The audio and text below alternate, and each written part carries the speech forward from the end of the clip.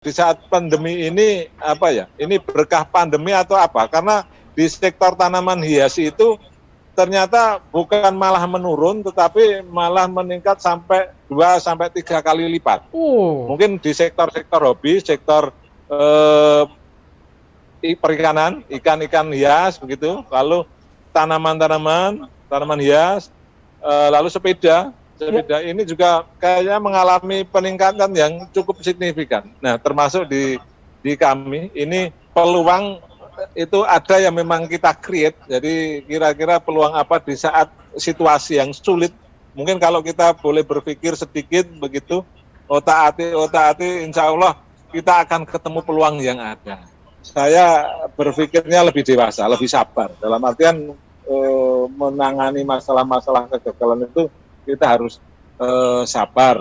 Lalu yang kedua berusaha untuk bangkit mengatasi permasalahan yang ada. Karena kegagalan kadang itu tidak gagal selesai tidak, tapi pasti ada ikutannya. Misalnya, wah kita tanggungan utangnya kemarin belum selesai dan sebagainya.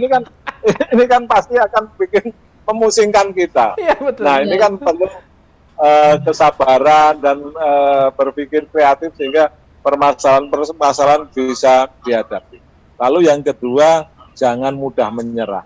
Karena kegagalan itu, kata orang ya, kegagalan itu keberhasilan yang tertunda. Dan itu saya buktikan. Saya dari SMA dulu coba berusaha. Dulu pertama kali saya dagang jual lombok gitu ya.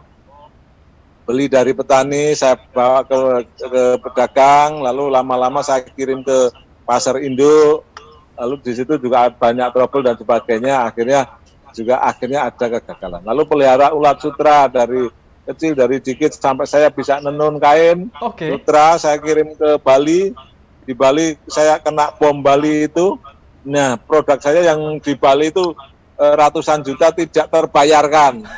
Orangnya lari dan sebagainya. Itu kena bom Bali tahun 2003 itu ya, 2002-2003? Ya, betul itu. Wah, tahu gitu saya komplain kemarin sama Ali Imron. Ali Imron kemarin datang ke tempat saya sini Pak Agus, yang ngebom itu. Budaya di Indonesia sudah mewariskan warisan yang luhur, yaitu saling tolong-menolong, saling gotong royong. Nah, pada saat pandemi ini dibutuhkan kebersamaan kita, saling tolong-menolong, saling bergotong royong, bagaimana supaya kita bisa survive semuanya. Untuk menghadapi coronavirus ini perlu diberikan kebersamaan, perlu persatuan kita bersama untuk keluar menghadapi masalah-masalah yang ada. Karena masalah pandemi ini tidak hanya sekedar masalah kesehatan, tetapi masalah ekonomi juga berkaitan di hal itu. Untuk itu kami berharap mari bersama-sama untuk saling gotong royong, saling membantu di antara kita sesama, terutama di antara tetangga, membeli produk-produk tetangga atau bahkan membantu tetangga kita yang mungkin di dalam situasi yang kurang menguntungkan. Insya Allah kalau bersama-sama kita bisa akan keluar dengan baik dan insya Allah ke depan kita akan bisa melewati ini semua.